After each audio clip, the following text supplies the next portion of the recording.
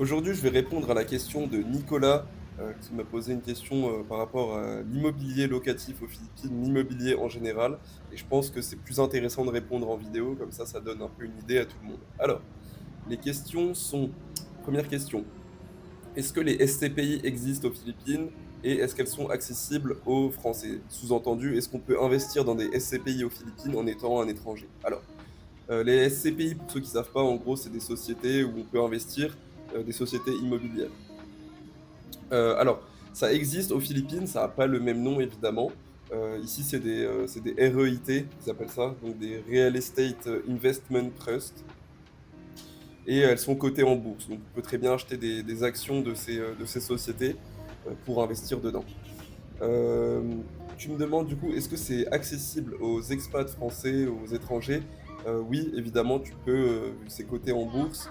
La seule chose, c'est qu'il faut, bah, du coup, avoir un compte chez un broker ici aux Philippines ou une banque aux Philippines qui te permet d'acheter, pardon, ces actions.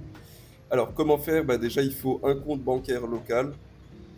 Donc, voilà, moi, à titre personnel, j'ai un compte bancaire ici local, aux Philippines, c'est hyper utile, rien que pour payer son loyer, par exemple, c'est hyper important.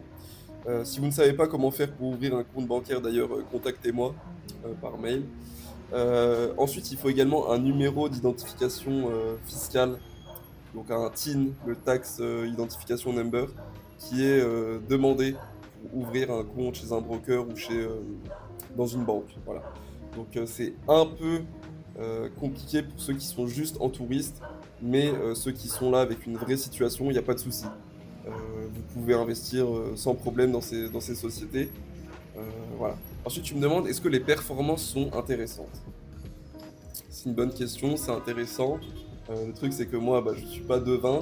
Il y a deux éléments de réponse. On peut se baser sur, ce qui s'est enfin, sur les performances passées, mais évidemment, ça ne reflète pas les performances futures. Mais en gros, c'est entre 5 et 7 brut par an, sur ces sociétés, sur ces REIT aux Philippines et le problème, c'est que, il y a le taux de change qui rentre en compte, vu que c'est des sociétés cotées en PHP, donc en monnaie locale, en peso philippin et ben, selon la volatilité, des monnaies et ben, on peut se manger, des moins-values assez importantes. Là, à titre de comparaison, il y a, avant Trump, en gros, avant l'élection de Trump, le peso philippin, pour 1 € on en avait, 60. Là, on est plutôt aux alentours de 63 et on était à 65, là, il y a quelques jours. Donc ça peut bouger, ça a fait carrément une variation de 9-8 en 2 mois. Donc ça bouge énormément. C'est assez volatile, c'est un peu une monnaie de singe, j'ai envie de dire. Mais voilà. Ensuite, on peut 2e cas, on peut également se baser sur, le ressenti qu'on a ici aux Philippines. En gros, comment ça se passe aux Philippines? C'est on va dire, il y a pas vraiment de loi, de règles, vis-à-vis de l'immobilier pour la construction et donc, on est dans une ville, en tout cas à Manille, où il y a un surplus de condos. Il y a beaucoup plus d'offres que de demandes. En gros, la plupart des gratte-ciel sont à moitié vides. On y reviendra un peu après dans la vidéo, hein, on va parler de ce phénomène. Mais voilà, donc il y a pas mal de logements, vacants aux Philippines. C'est pour ça d'ailleurs que quand vous venez et que vous êtes locataire, c'est hyper facile de trouver un logement et vous avez une marge de négociation énorme parce que les propriétaires sont en galère pour trouver des locataires. Surtout, qu'en fait, les prix ici sont complètement déconnectés du salaire, des Philippins, enfin du salaire moyen en tout cas. C'est-à-dire que là, moi, dans mon cas, je paye, 300 € par mois à peu près, ce qui est déjà, limite au-dessus du salaire moyen des Philippins. Alors que c'est un condo bas de gamme, hein. Avant, j'étais dans un condo un peu plus haut de gamme, je payais 500 € par mois. Là, bah, clairement, à l'intérieur, c'était que des étrangers. Là où je suis actuellement à celui à 300 € par mois, il y a pas mal de Philippins, mais ils sont en coloc. C'est-à-dire qu'ils ont un studio, une pièce et ils partagent, l'appartement à deux, trois. Donc voilà et encore avant ça, j'étais dans une résidence, où le studio commençait à 750 € par mois et là, pour le coup, c'était, bah, soit des Philippins très, très riches, mais ça court pas les rues, soit, bah, comme je l'ai dit avant, des étrangers. Donc voilà. Pour moi, l'immobilier aux Philippines n'est pas forcément intéressant. Et c'est d'ailleurs la suite de ton mail où tu me demandes quelle est la valeur de mon condo. Donc mon condo, en l'état, je pense qu'il vaut entre 80 et 100 000 euros, donc c'est assez cher pour ce que c'est. Et est-ce que moi, je serais autorisé à le mettre en location si j'en étais propriétaire? Alors oui, on peut tout à fait acheter des condos ici, à condition évidemment de respecter le quota pour les étrangers. Je le rappelle que l'immobilier en Asie et aux Philippines, ça suit une règle assez stricte, c'est-à-dire que les étrangers ne peuvent pas posséder de terre, ils peuvent juste acheter en nom propre des condos. Des condos, donc des appartements dans des résidences, à condition que la majorité des appartements soient détenus par des locaux. Donc oui, je pourrais l'acheter si, par exemple, dans cette résidence, il y a 70% des proprios sont des Philippins, et ben, je pourrais acheter un condo, par exemple. Et donc, je pourrais le mettre en location. À l'heure d'aujourd'hui, mon proprio est chinois, donc c'est un étranger et il peut le mettre en location. Et est-ce que du coup, c'est mon intention d'investir dans l'immobilier locatif aux Philippines? Non. Très clairement non, parce que, comme je l'ai dit, il y a beaucoup trop, d'offres par rapport à la demande. Ce qui fait que là, typiquement pour mon condo, il était vacant pendant quasi 1 an avant que je l'occupe et je sais très bien que moi, quand je vais partir, ils vont galérer à retrouver un locataire. Dans celui d'avant où je suis parti, ils m'ont limite supplié, ils se sont mis à genoux, ils m'ont embrassé les pieds pour pas que je parte. Sachant qu'en plus, moi, j'avais signé un peu cher, j'étais à 500 € par mois, alors qu'on était plutôt entre 400 et 450 € en moyenne.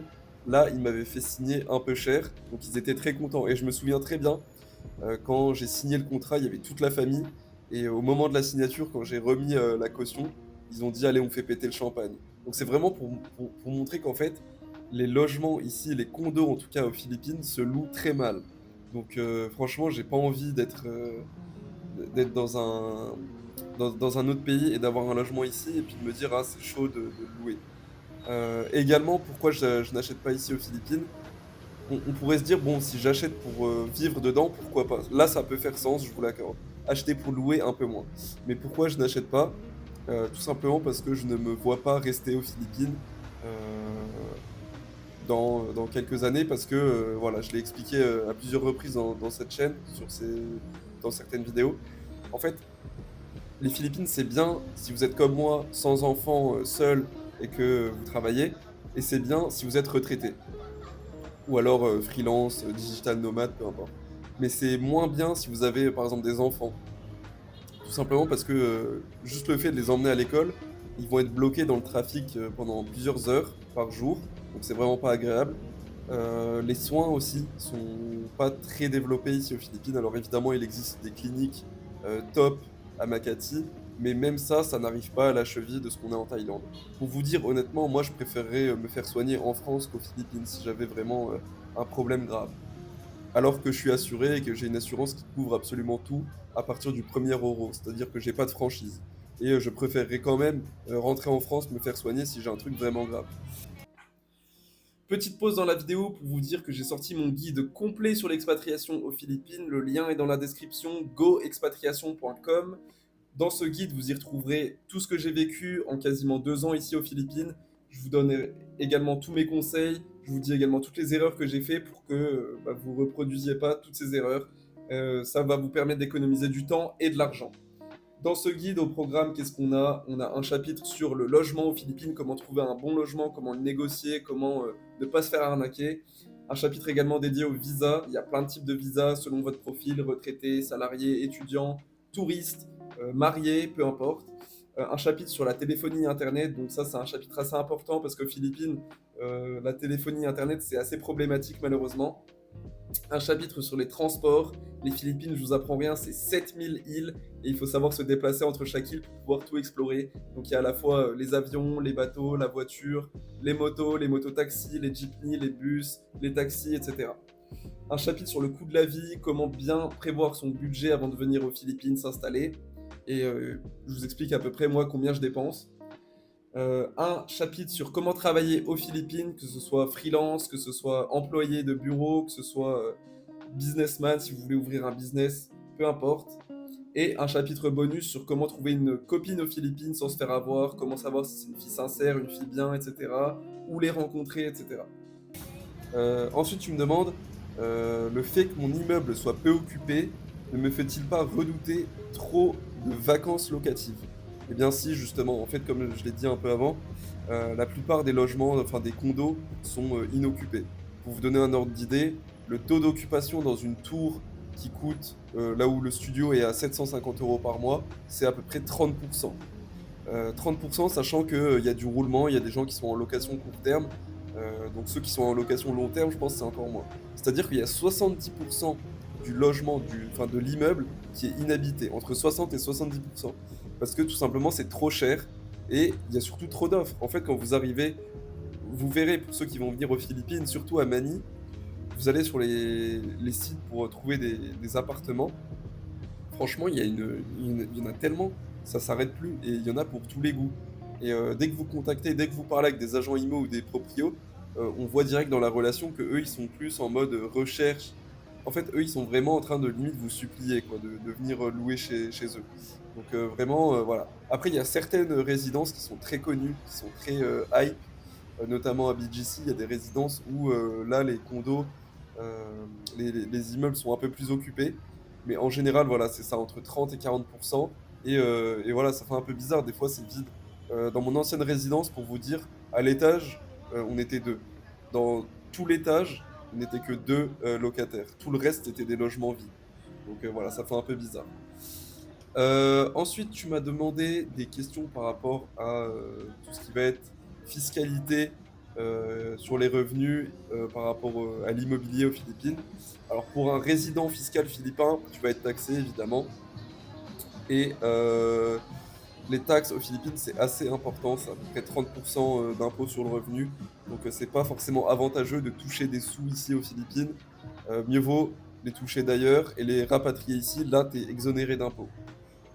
Donc voilà, pour moi, je pense que c'est, pas optimal, on va dire, d'acheter un condo si c'est pour le louer.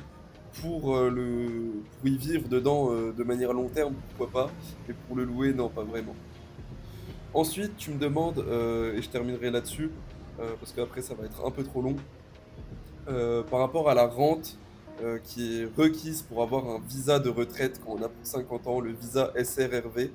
Tu me demandes si, une rente immobilière pourrait, justifier une pension pour obtenir ce visa. Alors, la réponse c'est oui. Les revenus locatifs, peu importe d'où ils viennent, hein, que ce soit des revenus locatifs en France ou aux Philippines, et ben, ces revenus peuvent être considérés comme une rente à condition qu'ils soient, réguliers et prouvés. Donc il faut un historique solide et puis, bah, il faut tous les documents évidemment pour prouver que tu as cette rente. Mais moi j'ai encore mieux, si tu as pas de rente, bah, tu peux très bien prendre le visa retraite et bloquer un peu plus d'argent sur le compte et là tu as pas besoin de prouver que tu as une pension, ils te donnent le visa retraite. Voilà, ensuite, tu m'as posé d'autres questions par rapport au visa retraite. Je ferai, une autre vidéo dédiée à ce sujet, pour le visa retraite uniquement. Mais voilà, là, c'était vraiment plus pour l'immobilier. Dites-moi d'ailleurs, vous, en commentaire, si vous avez de l'immobilier aux Philippines et si vous souhaitez, investir dedans. Moi, clairement, c'est pas, quelque chose que j'envisage, en tout cas, pas pour l'instant. Je vous souhaite une bonne journée ou une bonne soirée. Salut.